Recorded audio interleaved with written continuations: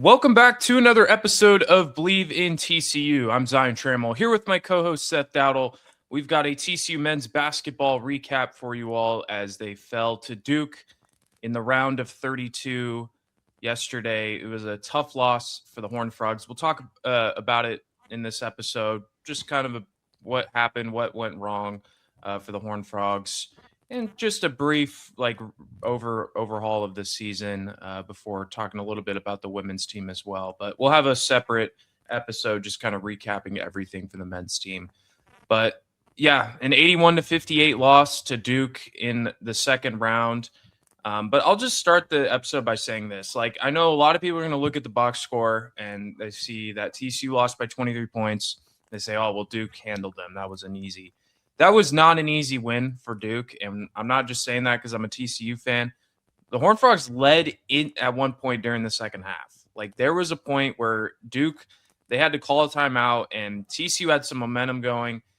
The reason that it ended up being such a large deficit was there was about a 4 to 5 minute stretch where Duke just started to look like Duke, and TCU couldn't really find an answer. They were pretty rattled, and so that's why they were able to get out to such a big lead. But I am overall pretty happy and pretty proud of the way that TCU went in and fought Duke for as long as they did. Yeah, it felt like they were trying to withstand that pressure for a very long time. They did a really good job of it. And just it all was too much. Foul trouble really hurt them in this game, and we can talk a little bit about that as well if you want to dabble in some referee discussion. And obviously Duke has NBA players on the team, and I don't know if TCU really has anyone of that caliber right now. So just a heck of an effort, a heck of a season, heck of a last month and a half for this basketball team to get here. We'll obviously have a macro discussion about this whole team as well. Just kind of a debrief of what this season was for the team too, but just want to start off by saying that it was a heck of a last month and a half for TCU men's basketball.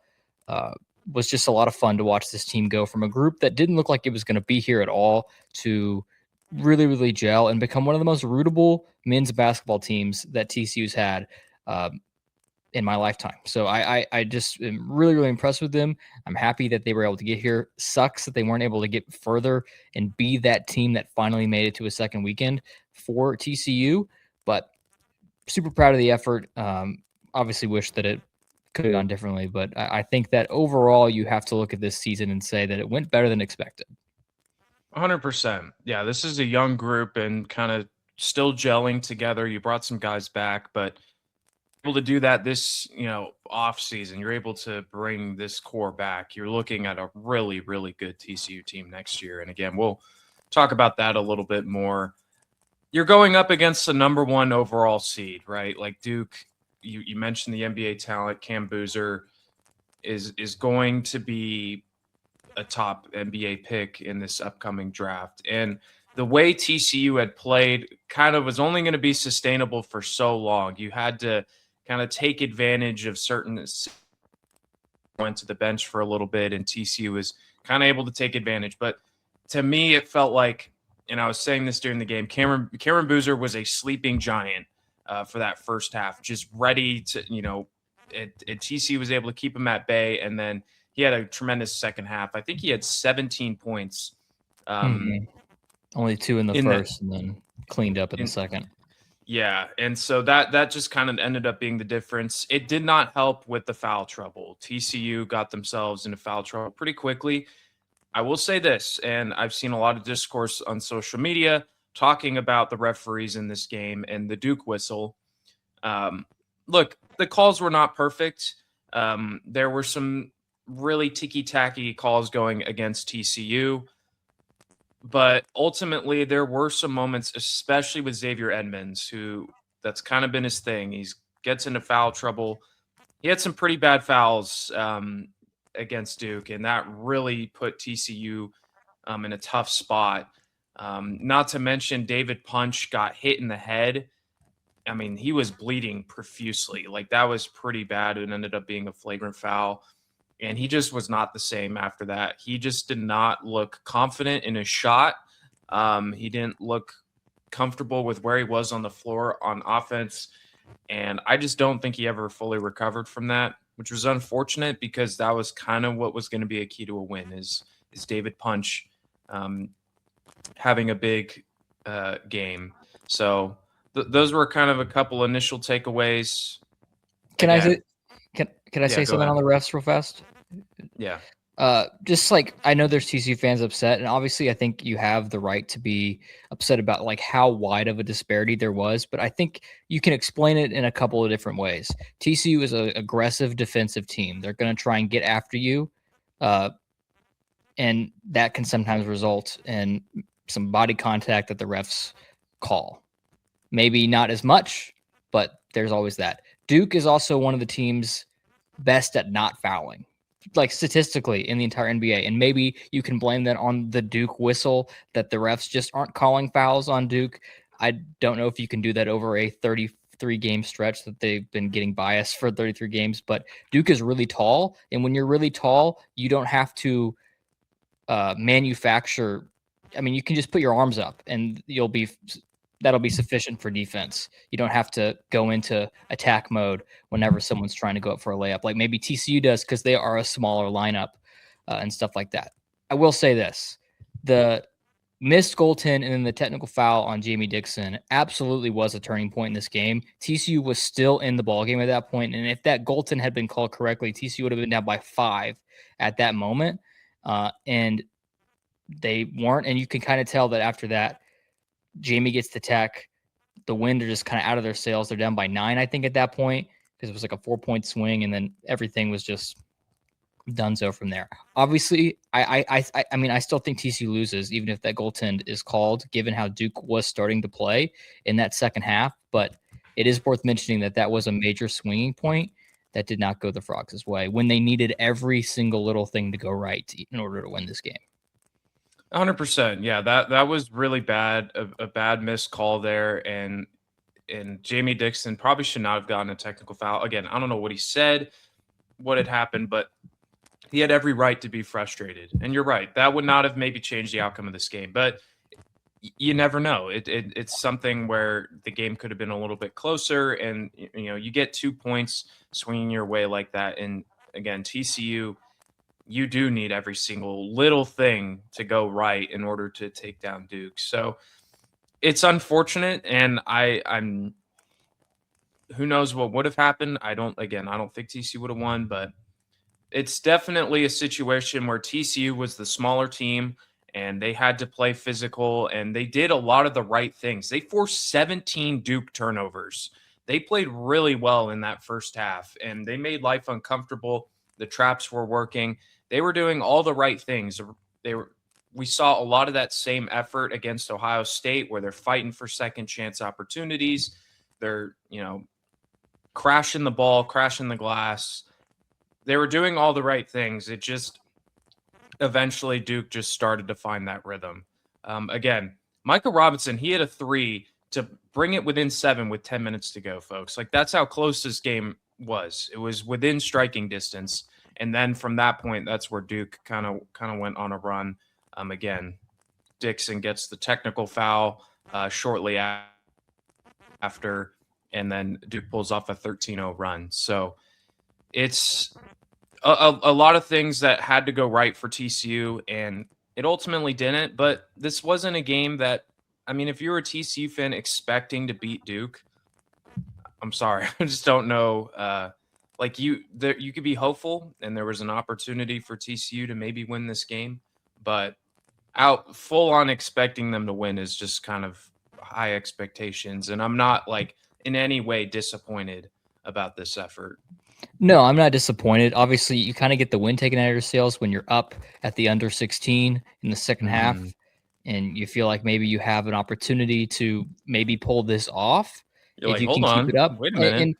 It's at that moment, right, that you start to get frustrated with the disparity of free throws. You're like, okay, we're up by 4 here, and yet they've shot 15 free throws, and we've only shot a handful or whatever. That's when you get frustrated with it. You can't really get frustrated with it when you end up losing by 23 because that's not the reason why you lost at that point. You just completely collapsed and forgot how to shoot the basketball in the second half because there was an avenue where TCU just can win this game regardless. But Uh, it is disappointing if you look at it through the prism of TCU had this game for a little while. They were close and they were in it and they let it get away. With the defeat overall, I'm not disappointed about that, but I am slightly disappointed of the just for the second straight game, honestly. TCU had a really good first half and then just couldn't really mount up that pressure, that same pressure in the second half. Obviously, it ended up with a win against Ohio State, mostly because they were able to have a 15-point lead at halftime. But yeah, overall, like, I'm not disappointed, but it is somewhat disappointing that they weren't able to keep up the fight for the full 40 minutes. But it's Duke. Yeah, It's the Duke Blue Devils, guys. Like, this is the best team in the country, at least, by the seed wise. I don't know if I'm gonna say that after watching them for 2 games. I think that I've been more impressed with other 1 seeds so far. We'll see what Florida does against Iowa, but I was super impressed with what they did against Prairie View A&M. They freaking sent them into the stratosphere. yeah. And I've been impressed with other teams in this tournament too, like Houston and whatnot. Like, Duke has definitely not played as well as their seed would say that they should, but it's still Duke. And they still have Cameron Boozer. They still have Caden Boozer. They're still super duper talented. They have one of the best coaches in the country. Yeah, it was going to be a tough test the entire time, and it didn't help that TCU got into foul trouble. It didn't help that their best player had one of his worst games of the season, and yet you were still kind of in it for a while there. It's crazy. And it's wild that this team went up against all 4 1 seeds, right? They played Michigan, they played Duke, they played Arizona, and they played Florida. I agree with you. I'm not fully sold on Duke just yet. And they struggled in that first half against Siena. I mean, Siena had a much larger lead than TCU ever had. So I think Duke is like, it's going to catch up to them. Their first half struggles. We'll see what happens in the Sweet 16. I think they're going to be matched up with Kansas or St. John's. Yeah, Kansas. Yeah, so that's not going to be a tough or an easy game at all, no matter who they play. And then we'll see what else goes on, but it's going to be interesting for Duke. There are a lot of course, sky high expectations. You could look at it and say, well, they won by 23, but no, it wasn't a totally convincing win. They just became the better team over that last few minutes. And sometimes that's all it takes.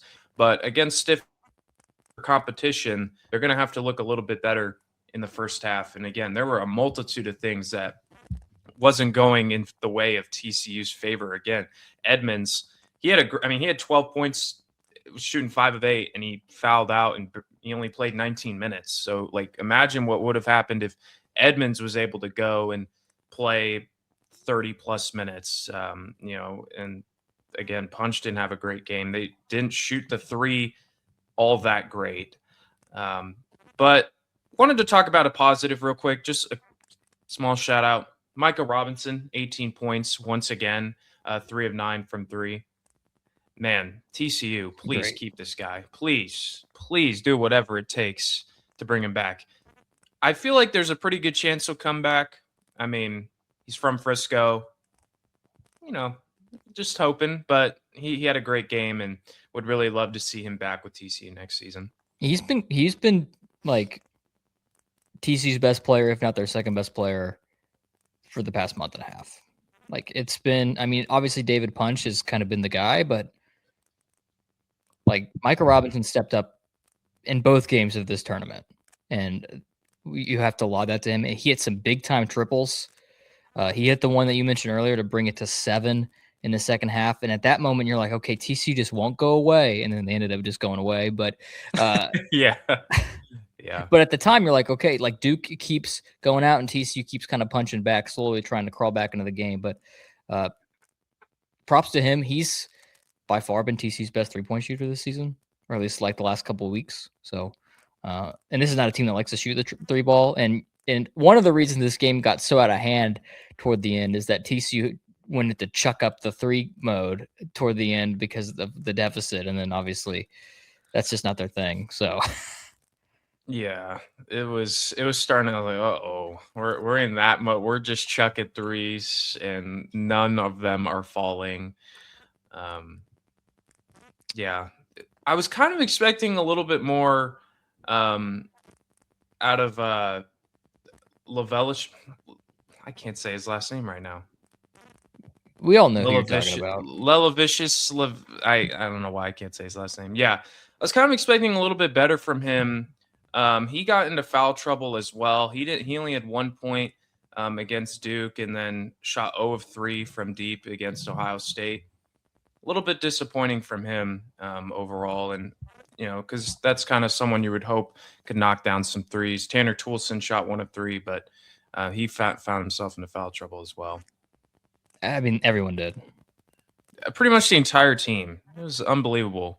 Again, we talked about the refs and what happened there, but again, unfortunate, an 81-58 loss for TCU. Duke's heading to the Sweet 16, but you got to feel really excited about the direction of TCU men's basketball. Jamie Dixon, a tremendous effort, honestly. Hats off. From the New Orleans loss to a couple other bad losses, and being able to get this team on the right direction, finding themselves playing on a national stage against one of the best teams in the country. It's pretty impressive. This team's young, and I'm certainly excited. Yep, but don't be surprised if TCU loses a quad 4 game last year. It's just next year. It's in their DNA. It'll happen. It's got to happen. They're going to lose to who are they going to lose to next year? What's a random? I don't know who's on the schedule, but let's say Nicholls State. Can count on that. It's always a team from from Louisiana. Wasn't it Northwestern that they lost to against not Northwestern State or something? Northwestern State, not Northwestern, not the team from Chicago, but the it's always going to happen. It's always a team from Louisiana.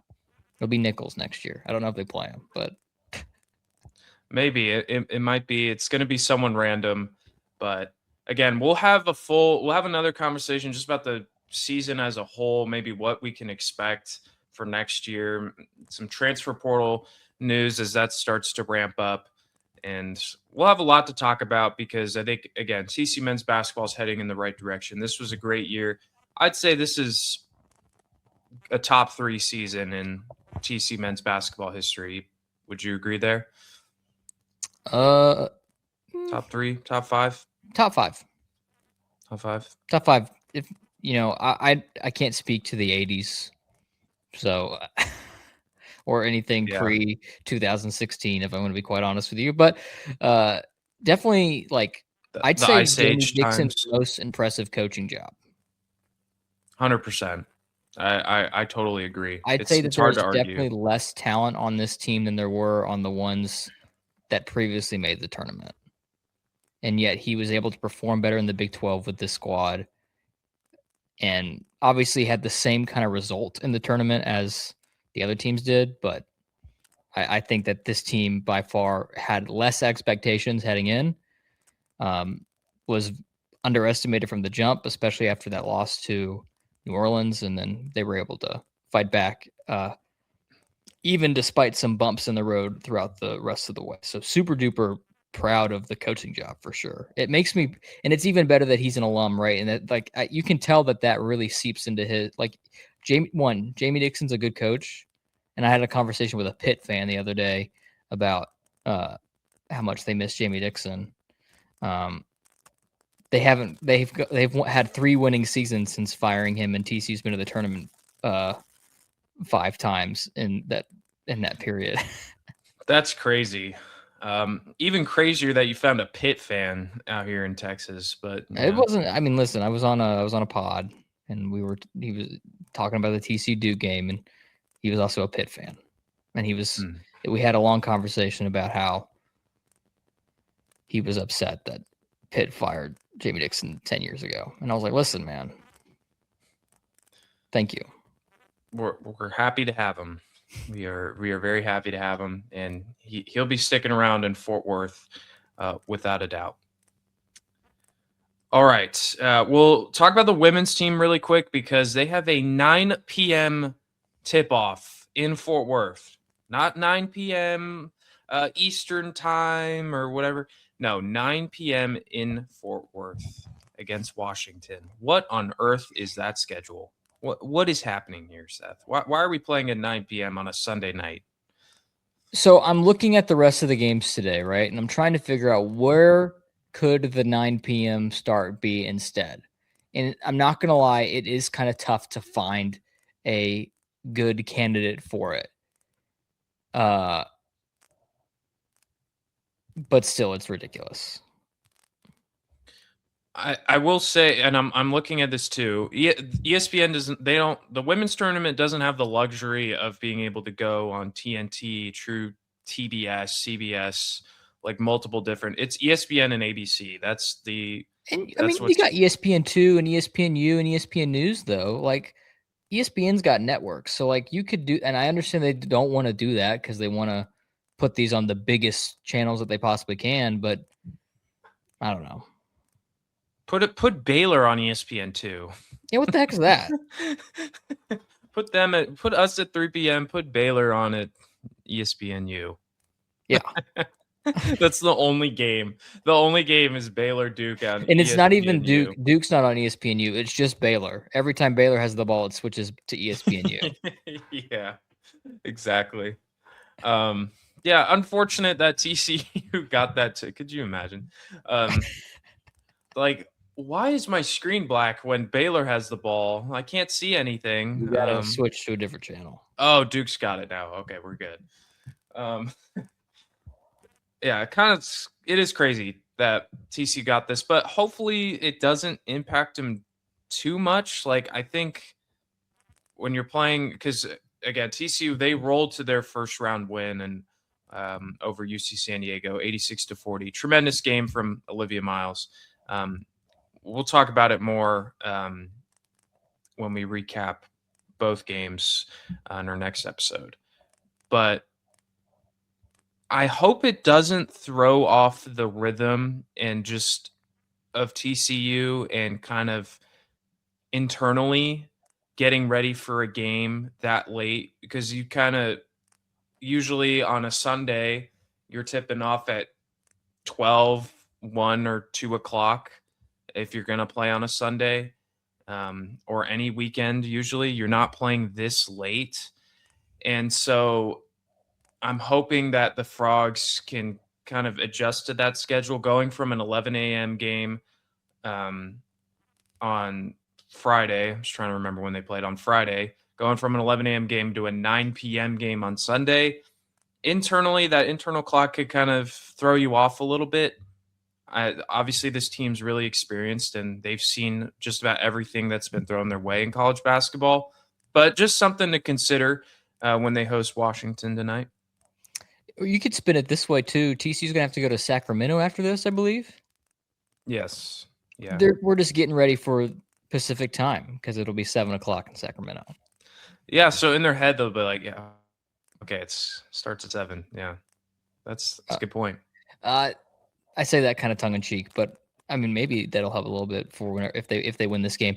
I fully expect TCU to win this game. They're 10.5 point favorite. I have no disrespect to Washington, who's had a good season, but TCU's goal is the Sweet 16. Like that is like the stated objective, even further than that, to be quite honest with you. So, and given the talent that's on this team, Olivia Miles, Marta Suarez, etc., fully expect TCU to get by Washington. Now, would I be surprised if this is a close-ish game? No, not really. I mean, like it's tournament, and you're going to get Washington's best effort. There's no doubt about it. And you just got to hope that TCU is able to match that and exceed it as well. So obviously we'll talk about both the UC San Diego game, which was of all of the TCU games this year, one of them. And I say that just because it was over before it even began. Pretty much. Yes. UC San Diego started down by 40. Like that was the score. They had negative 40 points. And we'll talk about the Washington game too. Win or lose, hopefully win. And then head into a likely matchup with Iowa in the Sweet 16. So that will be entertaining if that were to transpire, unless Iowa were to get got by whoever they're playing today or tomorrow, I believe. They play tomorrow at 1 o'clock against Virginia, who upset Georgia in the first round. Iowa's favored by 14.5 points. That would likely be the matchup, but again, TCU, should they beat Washington, they'll play the winner of Iowa and Virginia in the Sweet 16 in Sacramento. But yeah, I'm right there with you, expecting a win. Sure, Washington's a good team, but expectations have changed for TCU, and that's when you're as good as you are at home, you shouldn't falter in when it really, really matters. They've won so many games in a row. I shouldn't really expect anything different just because it's the tournament. Yeah, it is kind of crazy, right? You're looking at this. This is their 20th home game of the year tonight. And if they were to win it, they'd be 20-0 at home. And obviously they have that big long stretch, but like just 20-0 at home is just a crazy thing to see. And that is kind of, if there's any reason why you'd pick TCU to win tonight, it's because of that. Like you could take away the players, you could take away the uniform, you could take away the fans, whatever. But if it's at Schollmeyer Arena, you're going to get the Frogs' best. No doubt about it. 100%. And hopefully some fans show up tonight. Listen, based on the ticket prices that I'm seeing here of the other first round games, you got $26 for Michigan NC State to get into the door, 57 for Minnesota Ole Miss, 20 for LSU Texas Tech, 51 for Duke Baylor, 55 for Texas Oregon, 67 for Oklahoma Michigan State, 142 for TCU Washington. What? Is that on what website? Is that on Vivid Seats? Oh golly. That's like crazy. Obviously the Schollmeyer is smaller than a lot of other basketball arenas, but I think that kind of shows you that there is some demand here. I did not I went to the game against Louisville last year, and I don't remember paying that much, but hey, who knows? I mean, if we get a packed Schollmeyer, that's fun. Schollmeyer after dark. Schollmeyer after dark. Why not? You know, this is going to be the latest game that this has to be one of the latest starts TCU basketball, men's or women's, has ever had. At home? Oh, at home. I'm not even going to look that up, and I bet you that's like true. Yeah, it's at home especially. Yeah. 8:30 probably the latest that I can like. There's been some 8:30 starts for sure. Yeah. That's crazy. But we'll be excited watching it on ESPN. TCU versus Washington, looking to get into the second weekend of the tournament. Mark Campbell's team is rolling, and hopefully they'll continue to do that against the Huskies tonight. That'll wrap things up, though, for this episode of Believe in TCU. We'll have an episode tomorrow recapping TCU women's basketball and what's going on there. You could subscribe to our YouTube page or listen to us wherever you get your podcasts, all at Believe in TCU. So for Seth Dowdle, I'm Zion Trammell. Thank you all for tuning in. We'll see you guys next time. And as always, go Frogs.